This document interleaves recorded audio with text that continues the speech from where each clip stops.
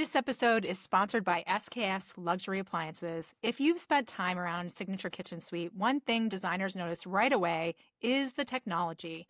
The interface feels familiar and intuitive because it's the same engineering that comes from LG, the company that produces the systems used in many of the luxury vehicles people drive today. Clients recognize it instantly and know how to navigate it. But SKS is also investing in designers through their Designer Rewards program and by sponsoring IDC. If you're specifying kitchens for serious cooks, give SKS a look. Learn more at sksappliances.com. SKS, built for people who truly love cooking. Hey, I'm Laurie from Cheer Design Communities to the Trade, and I have Laura Hildebrandt here. I'm so excited, Laura, because we're Hi, friends, Laurie. and I love Yes, you. I just think you're the I best. do too. I love you too. So much fun. And you're not only an amazing designer, but you are a giver. You have given so much of your time volunteering to help other designers Thanks. at ASID, a person who is a passionate community member, and you're a mom. So we're Yeah, here I to am. talk about all things women this month, and that is part of it. But I'm going to start and have you introduce yourself and a little bit about your business. Okay. So I'm Laura Hildebrandt, and I am the owner of Interiors by LH. And I started my firm coming out of a divorce in 2013. It happens. It happens. And I do not have a background in interior design. It was always a hobby for me. I actually have a degree in biology. And I was a stay-at-home mom. And so I was always reading magazines and watching TV, and I kind of redesigned my first house on my own. And then we got this house in Virginia and I redesigned that. My realtor who worked with me during the move was like, "You should do this for a living." And I was like, "Oh, you're so funny." And so she was like, "Well, why don't you start staging homes?"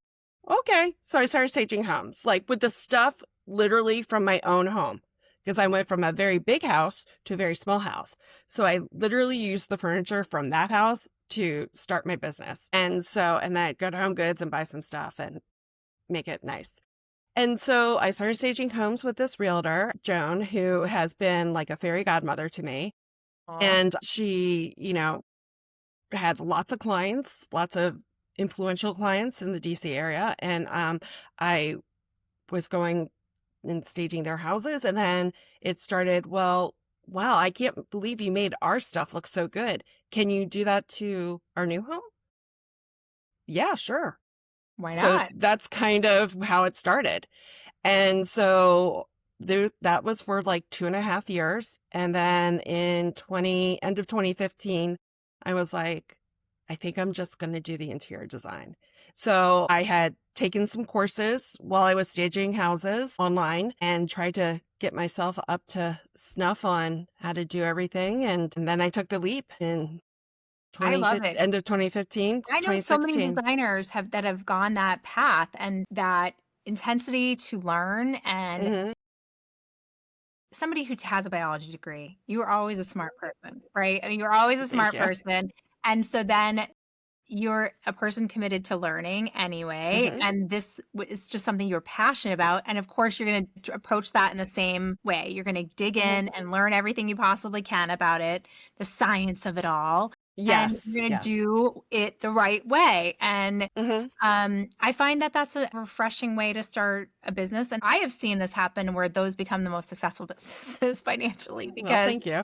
you're reading everything, you're learning everything, and you're adapting as you go, which is, as we just discussed, it's like this business you have to adapt or you don't Yes. make it. Yeah. So interesting. Yeah. So that's kind of how the business started. But the reason why I really kind of took to the staging was because I was a single mom with 3 kids. Right. My ex-husband, like, he was out. Like, he Oh, moved to a different state and it was me and the kids. So, and I have, at the time, they were 8, 9, and 2.5. So I was like, kind of gotta you had to make it do it. work. You had to make it I had work. to find something to make it work. Yeah. And regular jobs were not going to cut it. And so, like, Joan was like, I'll work around your schedule. Like, whatever you need, you can do it on Saturdays. I would bring the kids with me. They would help. my kids know how to hang a picture, like all the stuff that they never wanted to know. Right. And that's why I would do it, because I would be there to drop them off at school in the morning. I would, be there when school ended and to take them to all their activities. And then at night, I would be like reading anything I could get my hands on and working at night after they went to bed. I have to ask because I just can put myself in your shoes in that moment. You're not having this external help from your ex. Yeah. You've got these 3 kids who are relying on you. It's all on you. You were a stay-at-home mom. Part of you probably was like up in the air if you could just go do something using your biology degree versus this creative Well, field that you've always been interested in. It must have been yeah, kind of scary, really. it was terrifying. And part of the reason was like, I knew I had this interest in design, but I also had been a stay-at-home mom for 16 years. So people weren't chomping at the bit to hire me.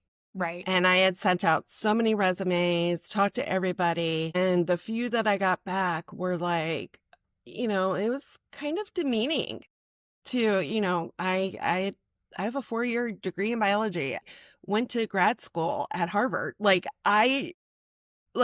And to not be able to get a job, I'm like, oh my God, like, Right. what the hell? Right. So I looked at this staging as like a godsend because I was bringing home some money. I was Right able to away. be with Right. right away with my kids. And I was like, okay, let me just throw myself into this and I will figure it out as I go. Right. And people are forgetting too, like how much childcare costs. So let's just Yeah. say you did get that normal 9 to 5. Yeah. And then What were you going to what do? am I going to do? Yeah, exactly. So because I still had a little one, Right. who needed like a lot of care. Real care. Yeah. Yeah. So I just kind of really was into the staging. And then at one point I was like, have I started a business? I am a businesswoman now.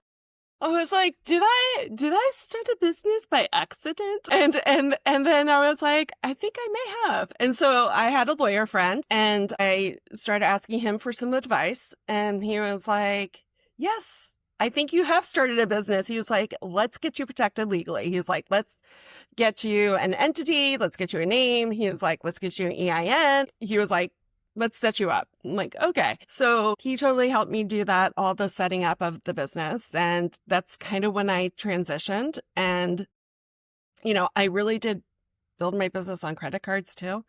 So Right. my ex may have left, but it's very scary, but he left me with a lot of credit card ability because nobody was going to give me a loan either because I had no work history, right? Like nothing. So it really was like, how am I going to make this work? Right. So that is literally what I did. I put it all on my credit cards. I figured it out.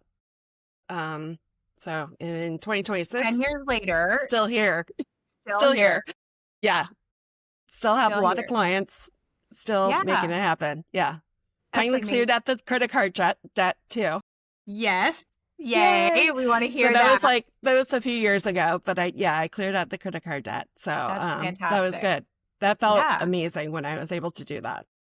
Well, that must have been, like, I think, I think that's really scary and so brave of you. But of course, you were doing what you have to do to provide for your kids and give them that stability and still be there for them. And then utilizing that skill set that you were learning to grow the business and to treat this. It's amazing that you also find time to give back to ASD. Like, I just think that's that you still do that. But, so many people in your situation would be like, hey, look, I got to take care of me because I have been taking care of everyone else forever. Yeah. Well, I also know, when my business very much is like very stable now and my life is very stable. The kids are older, the 2.5-year-old's about to find out where she's going to college here any minute now. So, so things have changed, right? Sure. So, and that's good.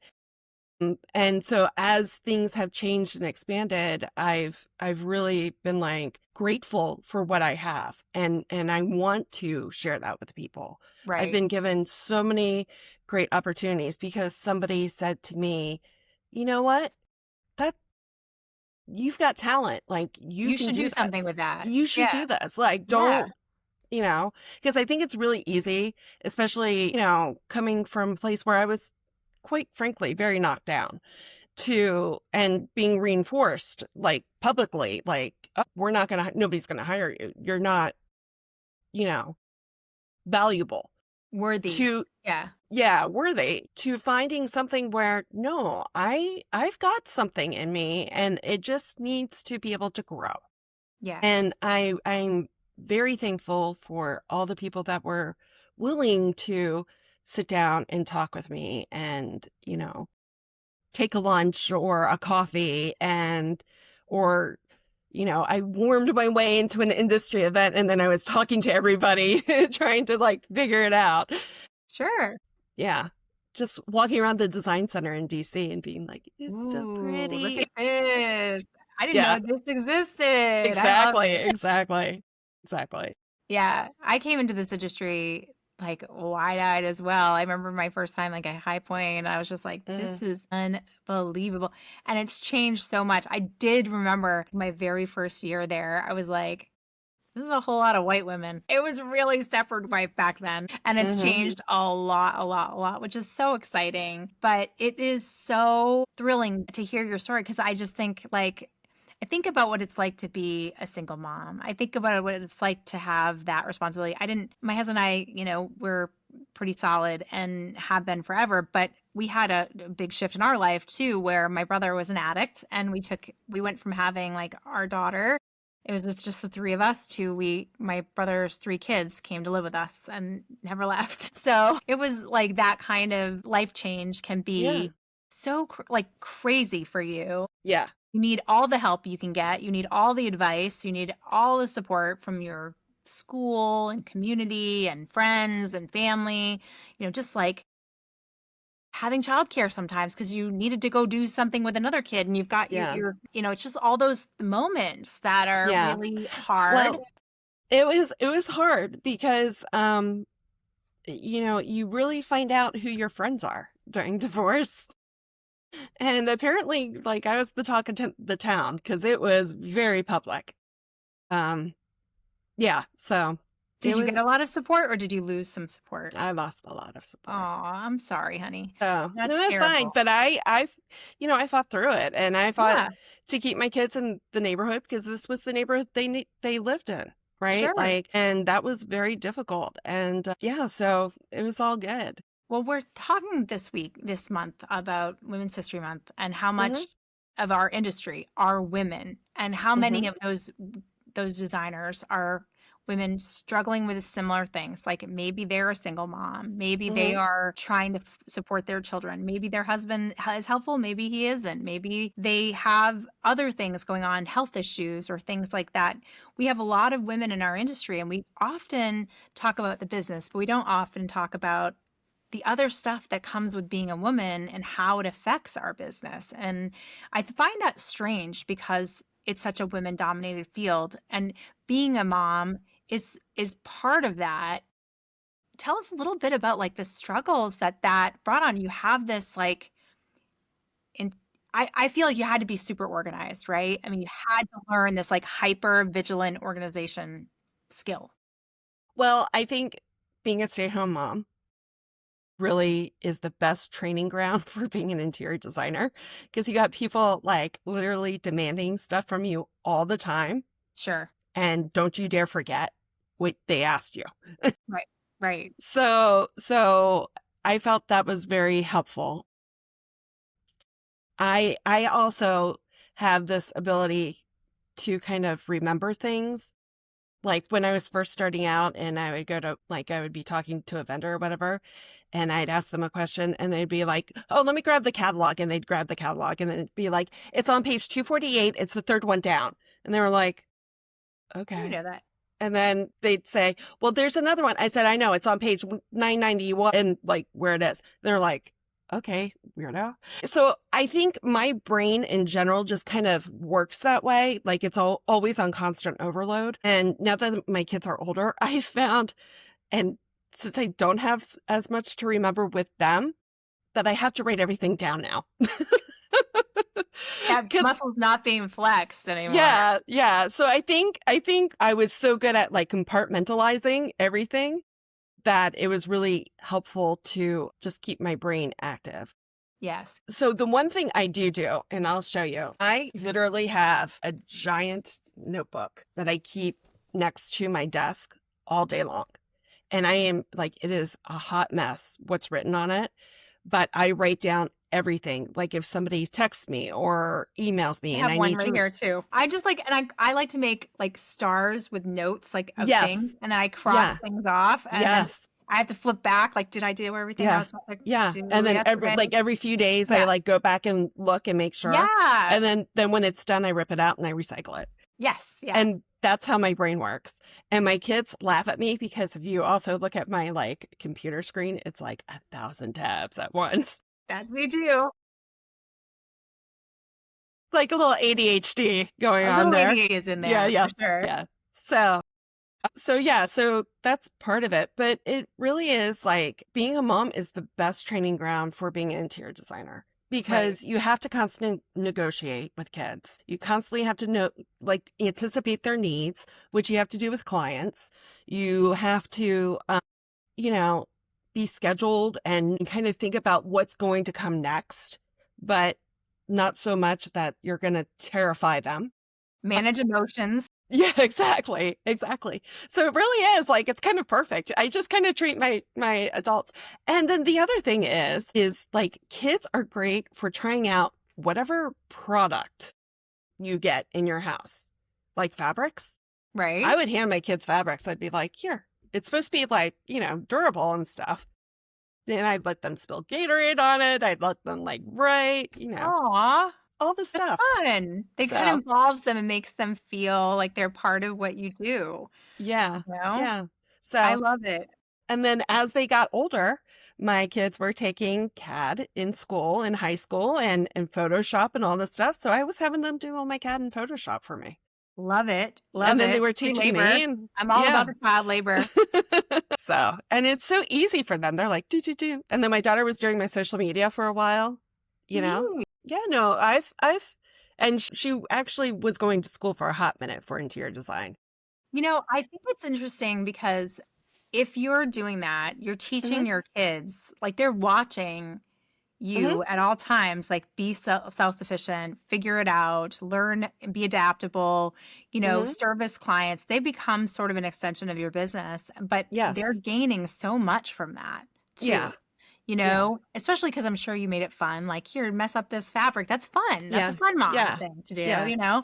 So but it also, they're learning by watching. I know my kids know a tremendous amount about the interior design business. I used to have back in the day, remember those Google Hangouts? I'd be Yeah. on the Google Hangout Hmm. and they would, I've told this story before, it was funny. I had a glass door and they would, like, I would be on the interviewing somebody like Hmm. this, and they would be standing on the other side of the glass door being like, can we go to the store and get an ice cream? Yes or no? And I would be like, yes or no. And just secretly would be like, yes, no. Out of camera range with that thumb. Yes. No. Yes. And they'd be like, can we go to our friend's house? And I'd be like, mm-mm. And they'd be like, oh, I would Yeah. storm off.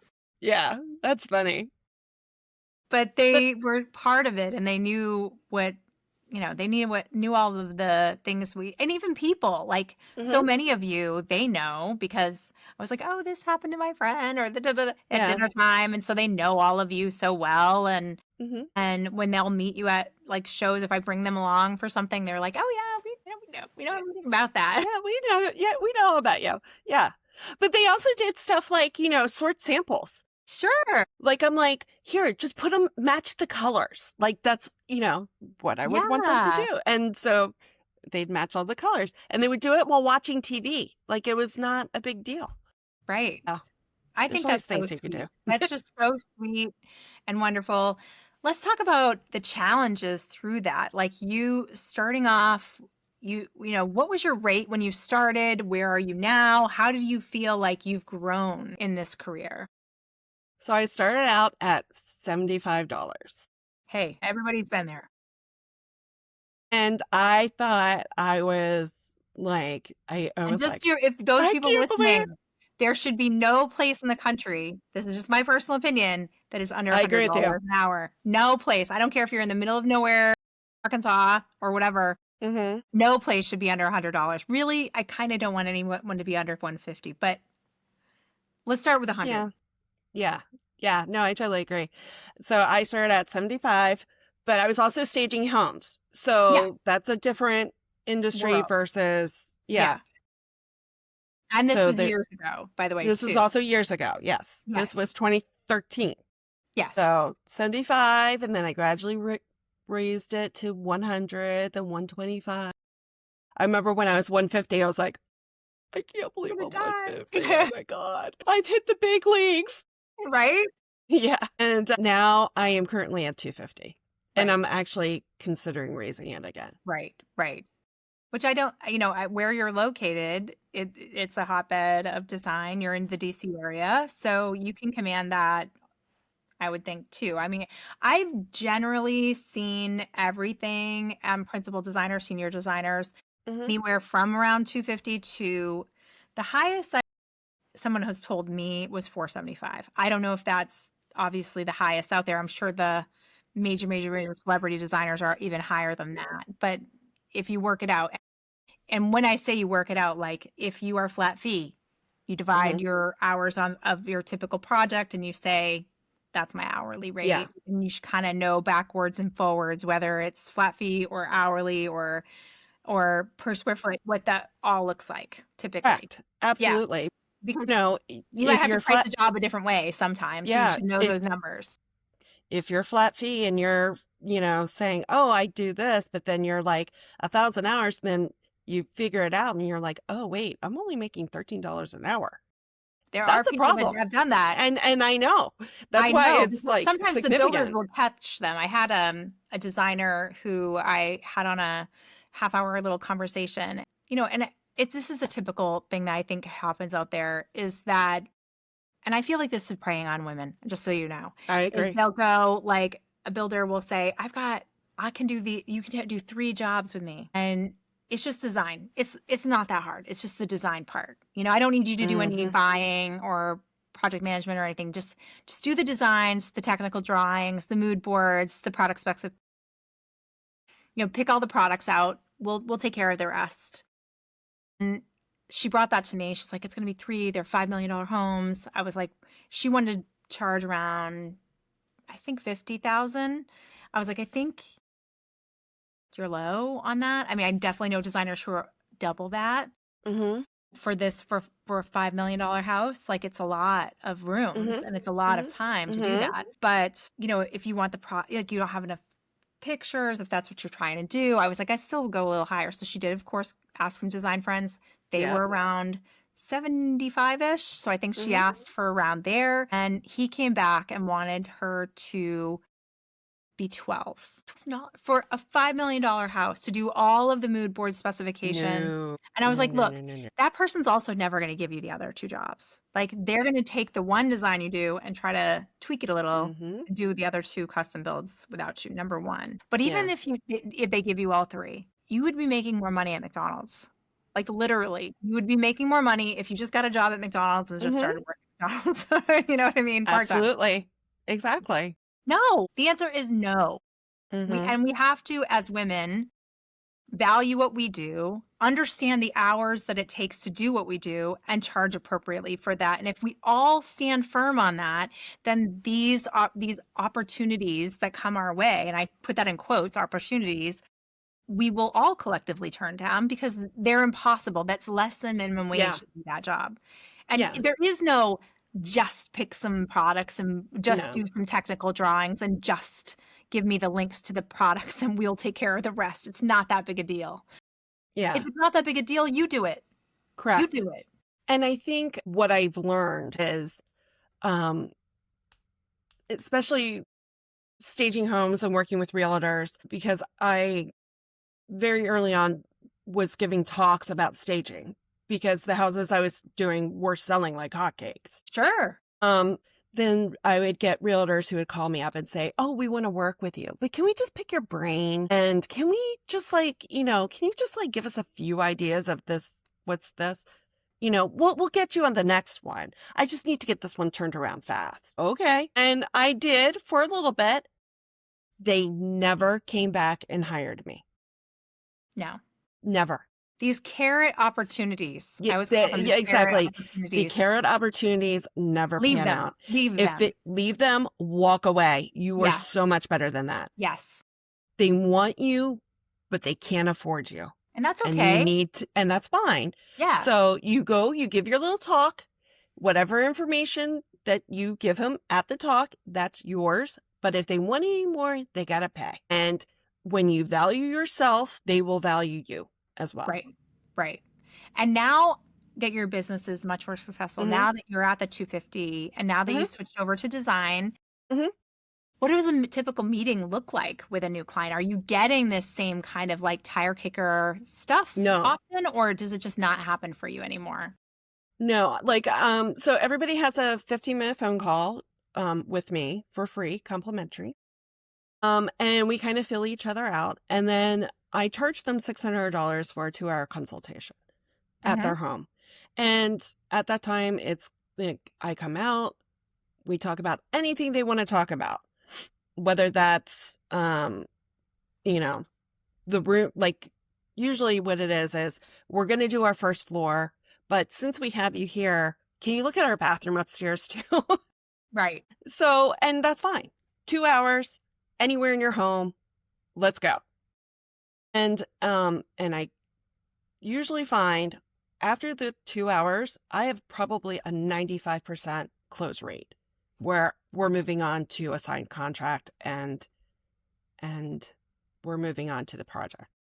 So are you giving them ideas in this 2 hours, or are you more just vague? I give them vague ideas. Okay. I think in here we should do this. We should do this. I think if we move this wall and open this up, this would be amazing. Just kind of general ideas. They get nothing in writing from me, which I know a lot of people do go home and write things out. But 9 times out of 10, I also go over my contract with them in person at the 2-hour meeting. At that 2-hour meeting? Okay. They're paying for me to go over the contract with them. Okay. And my contract's 15 pages. So it is dense and I go through it with them. And I find that when you go through it versus handing it to them or sending it to them, you are able to have that conversation about things that make them uncomfortable, and you're able to clarify, and you're able to really put people at ease and let them know that you're a human being and you're not just in it for the money, but you are a business, because businesses sign contracts. It's to protect me as a business, and it's to protect you as the client. Right. And that is what a business does. Right. And I think that is also what differentiates, us as interior designers versus hobbyists. Right. Yeah.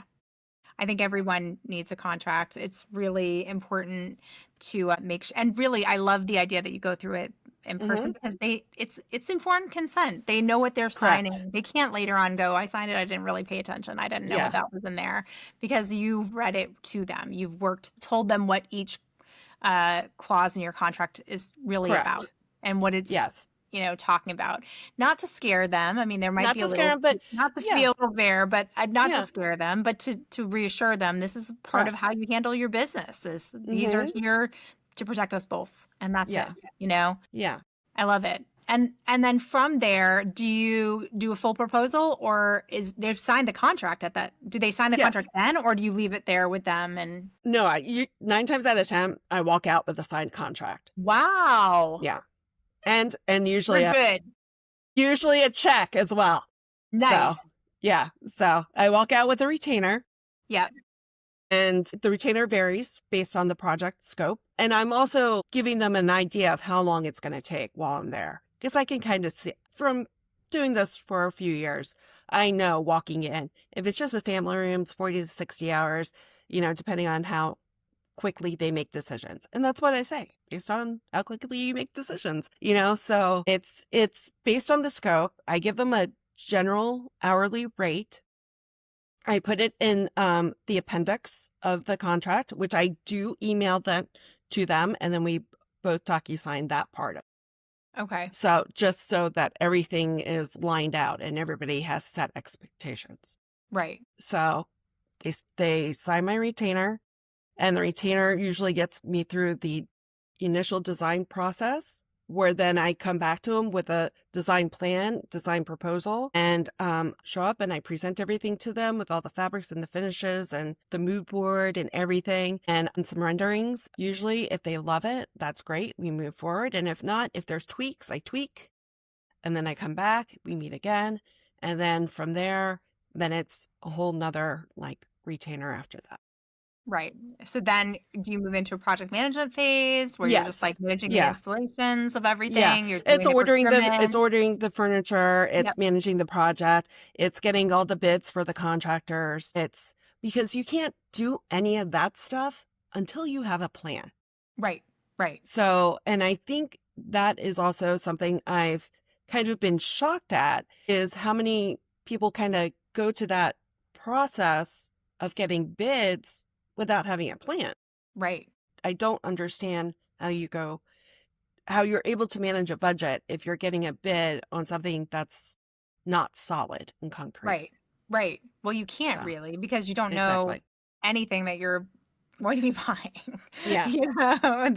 So you can't really totally, or how long it's going to take if you don't know what the plan is, for sure. So Hmm. it's such a big mistake, I think, the clients who don't hire designers. And it's not that I don't think builders do a great job. I do, but I think that they don't really fully understand how the client truly lives and experiences the home. I see so many Correct. mistakes when it's builder only, Hmm. and a lot of times it's not having space for the proper furniture. That, the room is a great room, but there's no room for all the pieces you need for the great room to exist. Yes.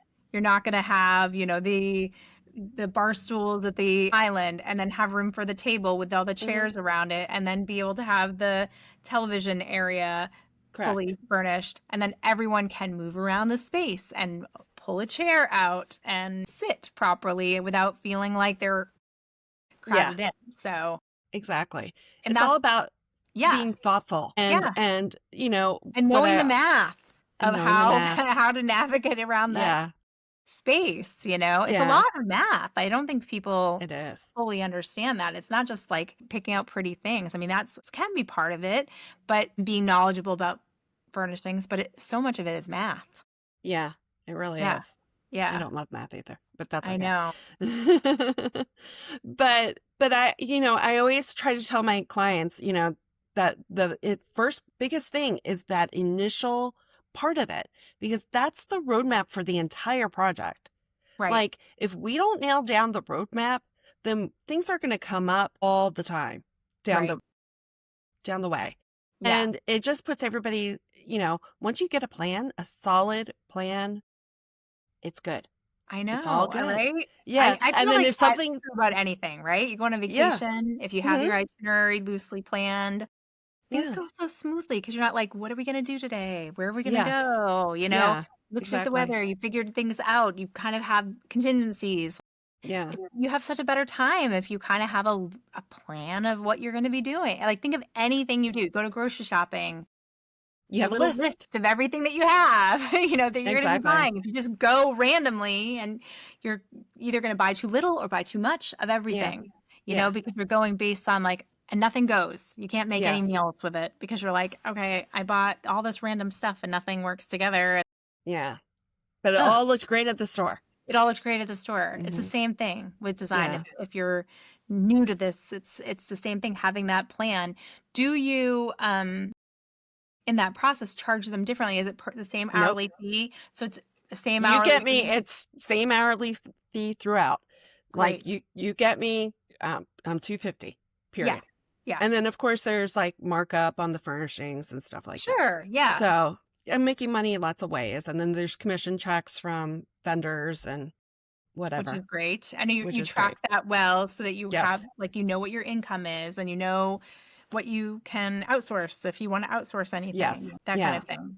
Do you have So any intention to grow, or do you like your size is just, I like my size. I like that. I mean, I've had assistants here and there.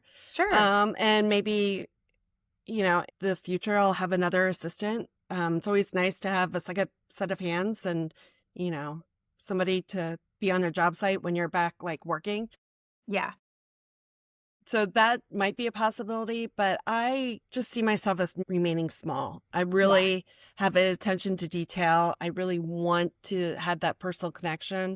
One of my, you're with these clients for so long that you become family and friends with them. One of my clients actually married my new husband and I.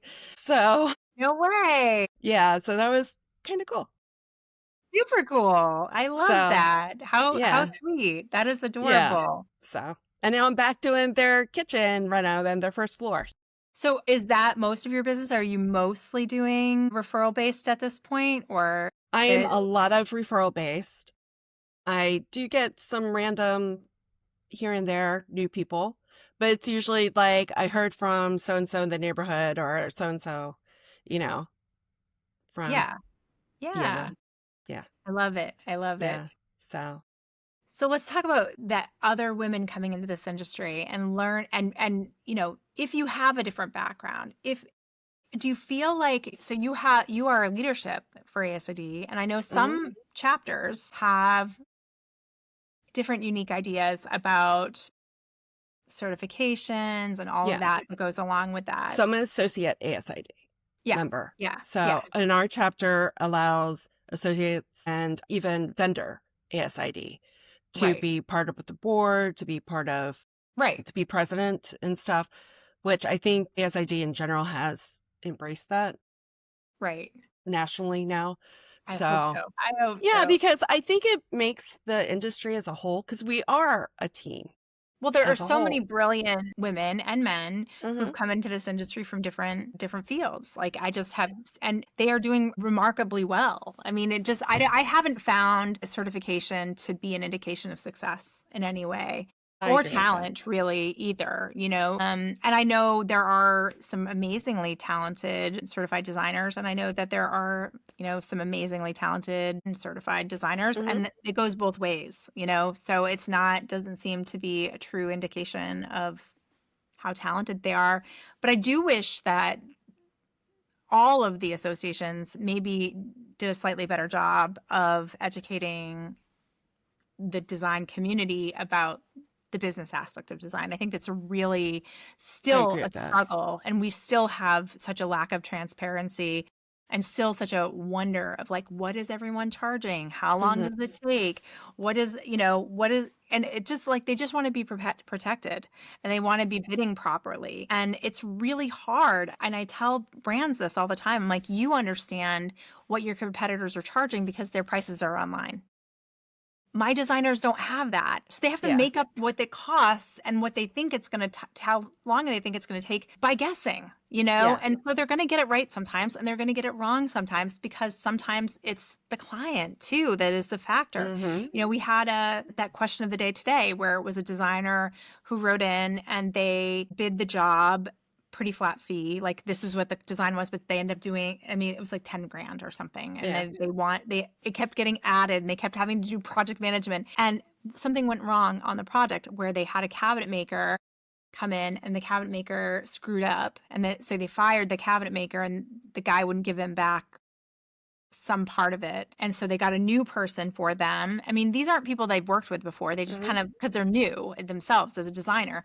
So they just went based on referral names. So they Hmm. found someone new, they got the problem fixed. Now the client wants them to take out the amount of money they lost out of the person's design fees, which were already too small. And she's already been doing extra work that she isn't being paid for. Yeah. And it's just, I wonder if this would happen to men. I No. wonder if they would go through this or they would say, no, screw you. I'm not doing that. Yeah. Yeah. So I think it's kind of multifold there. As somebody who has actually unfortunately been through a similar situation, and it does depend on the client. And there were warning signs, there were red flags. I should have walked, but I didn't because I needed the Sure. money. You needed the money. I needed the We've money. all been there, right? I mean, we've all been there. Yeah. But what I did learn through that, because I had to hire a lawyer, And that's always more money. and that's always more money. And I had to very much like rethink how I was doing everything. And I will say this to every single designer who's listening to this. Do not run any other subs through your company. Let me say this one more time. Do not run any subs through your company. Now, if you're getting curtains made and then you're reselling them, that is a different story. But any other plumbing, contracting, whatever, because unless you have your GC license, you can be sued for not being properly licensed because you are acting as a GC. Right. And this, So, to be fair, she did not run this okay. through her business. So they paid this directly, but they kind of think it's her fault because she recommended them. Yes. I also have a clause now in my She does have contract. that clause, just so you know, Yeah. that she's not responsible. She does have that clause. Yeah. I don't think that she put that in the thing, but later on we discuss it. She does have the clause, but still, it's a personal thing. Like Yeah. they feel like she owes them the money, and they haven't paid her. This is the other part that I think she made a mistake, is that she planned on getting that last fee, the last $2,500, when everything was installed. hmm No, And I did that too for this client. no, you get Yeah. paid. You don't. You're not a Always. bank. You're not. You get paid You're before loaning, everything is. you're Yeah, loaning your clients money. yeah. You're loaning them money. Yes. And Yes, like they you can have pay to kind you. of learn these lessons, Yes, unfortunately. yeah, But you are loaning your clients money when you wait on invoices, when you are slow to deliver like bills and all that stuff. They're using you as a bank, and because you've already paid for everything. So right. you can't do that. So You there's just no can't way I do would that. install anything that has not been paid for. And Correct. I would never, the design fee, the last design fee needs to be paid well before that last final project is done. So you don't wait there, so there's a hanging amount of money Mm-hmm. owed at the end, because you'll never get it. Almost, I mean, I'm Correct. not saying never, but there are Yeah. so many clients that will go, I found this thing wrong, so I took that Yeah. off the bill, and I Yes. No. no, no, they don't have that power No. over you No. at Yeah. all. And the other thing is obvious, you have these conversations. Sometimes you have to humanize the experience. Like, I didn't know this person. I did the best I could to recommend somebody based on what I heard. Mm-hmm. And you do that before that person comes in. You Yeah. say that before, I'm going to find you someone I can, but keep in mind, I don't know them. So Mm-hmm.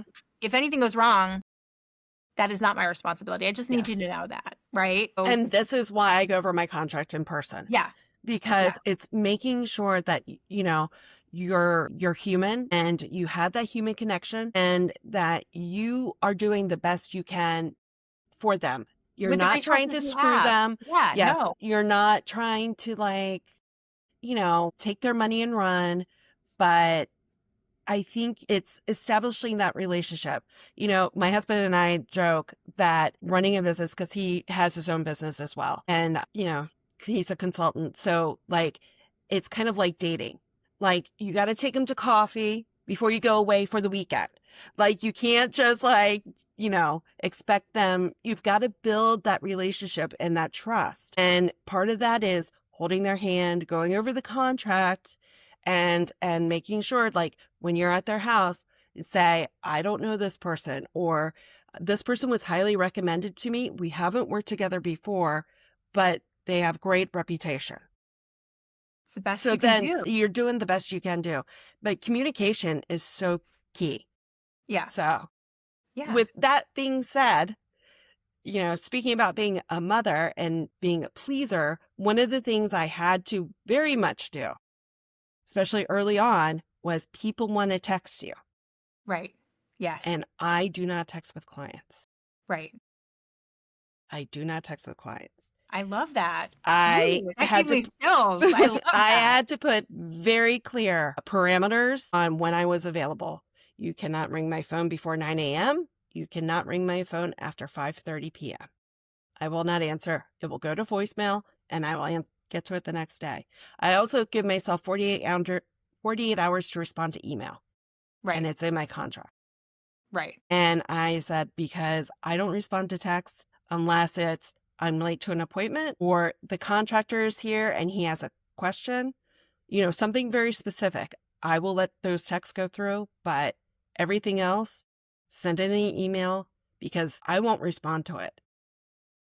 I'll respond to it via email. And I will remind them that they are required to send it via email. Right. Because Right. things get lost and forgotten and, Well, it's just your way of being organized. And that, correct. and everybody has to have their system of being organized and having Yeah. their workflow work for them. And I love what you said because it's your boundary and you're allowed to have your boundaries. And I find the more clear is, I want to say, remind yourself being clear is also being kind. Being Correct. clear is being kind. So the more clear you are with the client, that is being kind because they're not Yes. worried about anything. They Correct. understand what the flow is going to look like, what the process Yes. is going to look like. So don't be afraid to be clear. Don't Hmm. be afraid to be definitive about what your rules are because that is clarity Yes. for them. They understand. You're giving them a boundary and Yeah. people understand boundaries. So, I mean, they might try to push against them sometimes, but they do. We all understand boundaries. And they're trying to push against your boundary too enough times, that they're not the right client, period. Well, yeah, exactly. And again, the same one that I had to hire the lawyer for was texting me all the time. Right. Even though you're So telling them not. again, Yeah. red flags all over the place. Yeah. Yeah. And that's tricky. Those types of things can ruin a design business. And honestly, it ruins how you feel about your work. You want to enjoy what you do. And I'm not saying you can do it every single day, Hmm. but you want to have a baseline of joy in this job. And you can't have a baseline of joy in this job without having strong boundaries and being clear with your client because they will run all over you and you will feel like you have no clarity yourself and you're running around trying to fix problems all the time and you're going to be miserable. You're going to Yes. make yourself miserable by not having those boundaries early. And sometimes it's like we all can convince ourselves to do the wrong thing over and Yeah. over again. It's like that carrot mentality of like, this job's going to be so great. You Hmm. need the money. You can just do it. It'll be fine. Yeah. Pretty Well, I come soon, back. you're in a Yeah. lawsuit for $20,000 and the job is only paying you 10. Yeah. Oh, you've lost 10 grand on this job. Exactly. Well, I come back to it from also, you just need, as a society, we need to get rid of this idea that if you work more, it's going to fulfill you. I see all these people all the time that are out there working 24 or they pride themselves on not getting all this sleep because they're working so hard or doing all this. And quite frankly, their work product sucks. Right. So I'd rather work this amount of time and enjoy my family because this is the beauty of owning your own business. Again, I'm going to say it. This is the beauty of owning your own business. You get to decide what works for you. The reason why I love interior design is because I could be a single mom and drop my kids off at school, pick them up at school, do their activities, have dinner with them, and then when they went to bed, I worked some more. But I wasn't texting with clients and doing the stuff. I was present in their life. And then the next morning, I get up and do all my stuff while they were at school. And I think you have to be very clear about who you are, what your intention is. Because I think the idea of exhausting yourself just isn't worth it. Because at the end of the day, they're going to have their house and they're going to go on and do whatever. sell their or home for more money than they would have ever thought they could sell it for, and you're exactly. building equity in someone else's house. Remember Correct. that when you're doing Correct. this. You're And you're building also equity giving in someone else's house. yeah, and they're never gonna remember that you, like, gave up hours of your life on a Saturday night to fix whatever they need fixed. They're just gonna go back and be like, "Oh, yeah, it was great, blah, blah, blah. Like, look how beautiful it is. Oh, it was in Architectural Digest." That's what matters to them. They're not going to value or even remember that you were there on a Saturday night. So you need to value yourself and then treat your clients how to value you. Right. I love that. Oh my gosh, Laura, that is so perfect. I want to end on that note because honestly, that is the best advice I think we've ever given on this podcast. It's so Thank you. important to value yourself and know what that is for yourself. And it's okay. I feel like we always sacrifice. We're Correct. sacrificing and sacrificing and sacrificing. And when does that end? Correct. When do we ever pour into our own bucket, as Yeah, well? So I totally agree with that. love it. Love it. Well, thank you so much. This has You're been so welcome. fantastic. I'll make sure you know when this is up and everyone can follow Laura. She's fantastic. Thank you guys. I Bye. really appreciate it. Bye. This episode is brought to you by Curry and Company. Designers, you know the moment. You walk into the room and the lighting stops you in your tracks. Chances are it might be Curry. Curry and Company has built its reputation on pieces that feel sculptural, collected, and timeless, from hand-finished chandeliers to statement lamps, furniture, and accessories. Their collection is top-notch. If you haven't explored their newest introductions, take a look. Visit curryandcompany.com